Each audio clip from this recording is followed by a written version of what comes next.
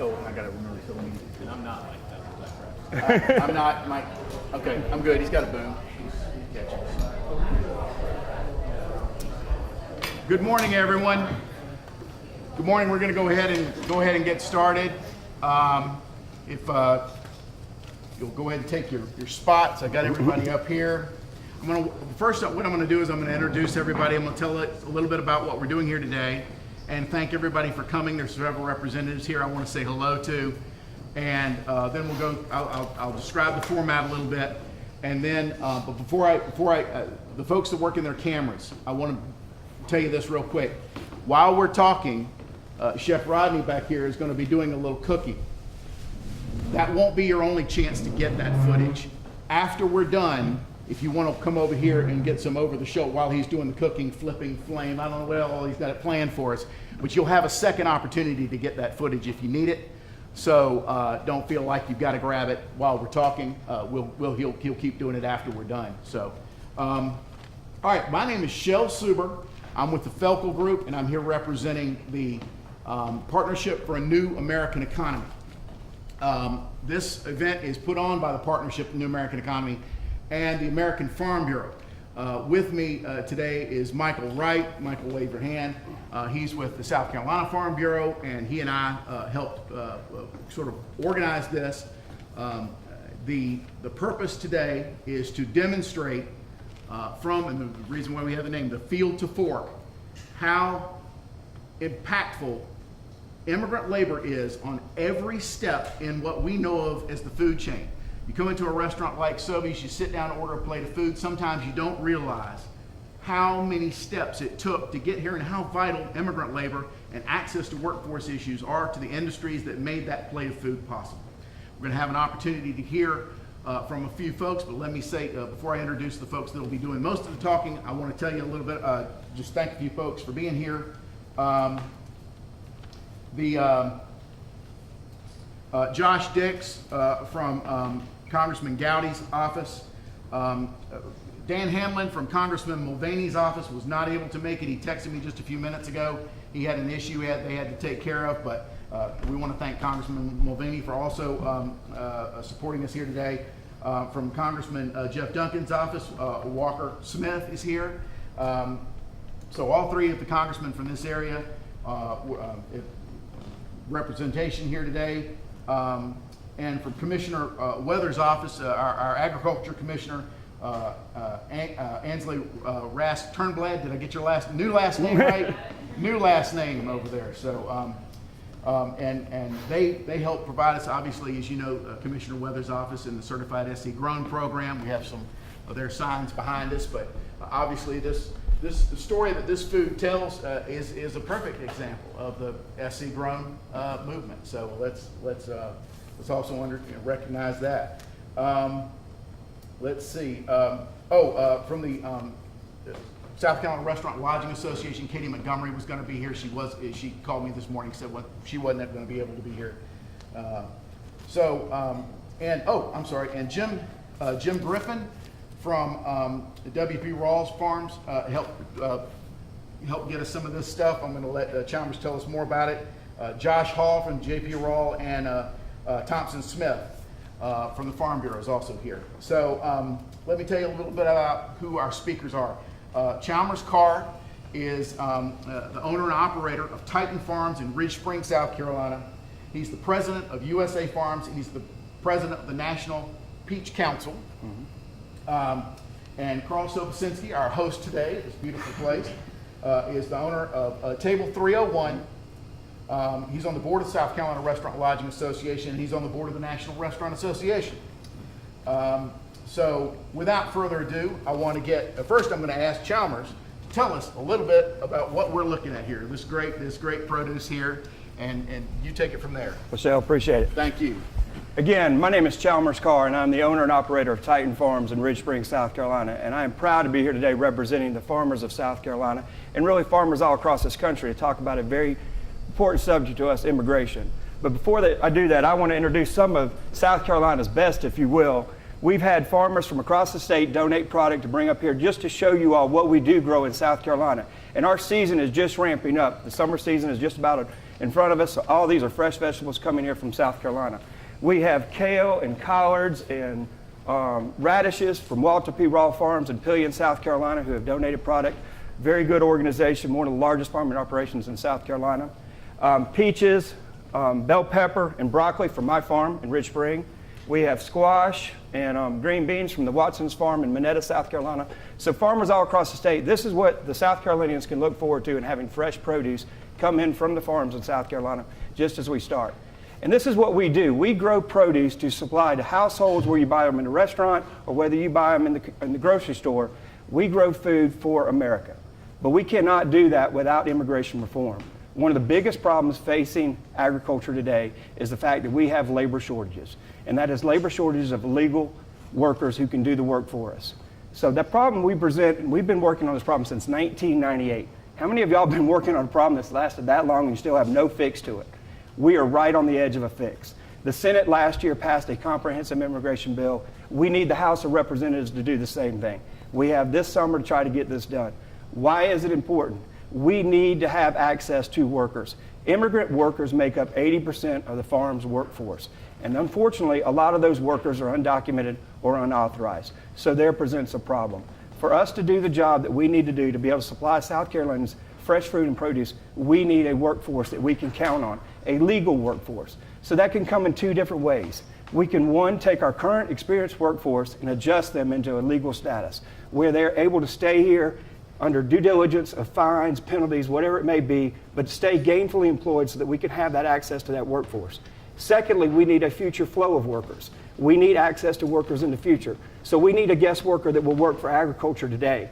The current guest worker that I work in, known as the H-2A program, by all means is broken. It's burdensome, it's costly, farmers do not use it. We need to revamp that system, create a new guest worker program that will allow immigrant workers to come over here, do the jobs that we need to harvest the food, package the food, and then return back to their homes in a legal way. I think this is a comprehensive solution that will support us, help the American economy grow, and we just appreciate the support of the citizens, understanding what we need to have done, encourage us legislators to pass immigration reform. Carl? Thank you. Thanks y'all for being here today. Chalmers, thank you for the great produce. You got some excited chefs when the truck arrived late last night. So. And Carl and I go way back. We actually used to send in produce several years ago, but we met several years ago. Appreciate the opportunity to come back and see you again. Absolutely. Well, I don't know if everybody's aware, but tourism's impact in this state is phenomenal. It's the number one industry in South Carolina. It's the number one industry in America. The restaurant business provides 10% of the workforce of the jobs in America. We have 1 million restaurants in America. We have 13 million employees in the restaurant industry. One of the biggest trends today in the restaurant industry is the field to fork, the farm to table trend. It's what the consumer wants. 30, 40 years ago, the consumer spent maybe 25% of their dollars in restaurants. Today, it's nearly 50%. So people are eating out. Lifestyles have changed, dual household working families, and people are eating out. So we've got a bigger job, which is great for our industry. Chefs have a huge task at hand, and if the customer wants farm to table, field to fork, then that's what we're going to go do. So in order to be able to provide this product to our consumer, to the end user, there's a lot of steps in that phase, there's a lot of people in that chain, and immigrant workforce is extremely critical to that whole process. And as you all know, for every one job in one industry or one area, it creates 2 to 3 other jobs down the chain. So for instance, if we weren't getting this product locally from here in South Carolina, if we didn't have that workforce, then those jobs would be eliminated, but so would the jobs of the salespeople, the marketing people, the transportation people, and the other folks that are going out and supplying this. And right now, we need to put people back to work. We need people that will do those jobs. And the immigrant workforce is one of the best ways to do that. These are hard jobs. I'll go back almost 35 years, roughly, when I was a young teenager. My first job was at a dairy farm growing up in New England. It was the hardest work that I ever did and taught me an incredible work ethic. Those jobs aren't the jobs that teenagers want these days. They're out playing and doing their sports and all their extracurricular activities. They're not jobs that people out of college want. we're all aspiring for different things. So if we've got folks that will do those jobs, we need to figure out ways to get them to work, to put them to work, to get them legalization and keep them here providing those jobs. So we're going to continue to support the local farms. There's nothing better than having our wait staff. This product just came in yesterday. Before it's all broken down, our wait staff can see the product, they can touch it, hold it, they can take it out to a table and say, tonight's heirloom tomato salad is made with these tomatoes that just came from a local farm an hour down the road. The consumer wants to know where that product came from, and it's just an incredible opportunity right now. But as Chalmers said, we can't keep providing that and bringing things that the guests want and bringing this local product to them without comprehensive immigration reform. This is extremely important, and now is the time that we need to act.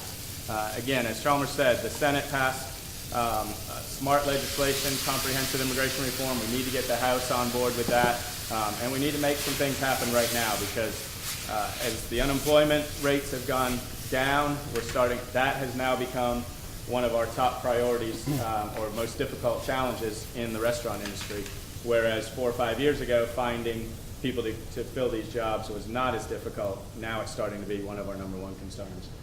So there's great workers out there. We need to get them legalized. We need to make opportunities for them to fill these jobs and keep America going in the direction that it is. It's a land of opportunity. Let's keep it that way. Thank you, both of you. And I know I'm going to give you an opportunity to come watch what Chef Rodney is doing.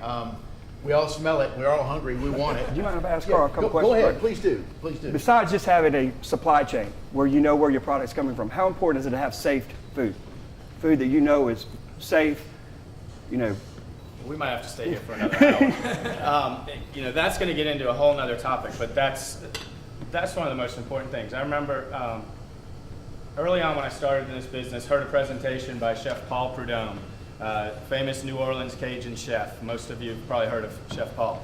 And he made a statement in his presentation that he thought that the most important thing about what he did every day was he provided a meal that people ingested into their body. And so the trust that they gave him and his crew to prepare that meal that they were going to be consuming was one of the most important things to him. So it goes right back to what you're saying. Knowing that we have a safe food product that we're putting on the table for our guests is critical.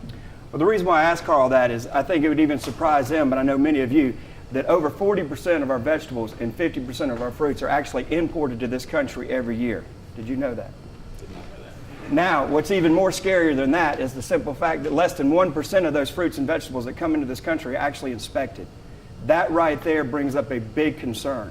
So the point I'm trying to make in that is you're going to eat food every night. You have a choice of where you do it, whether you prepare it yourself or whether you go out to a restaurant.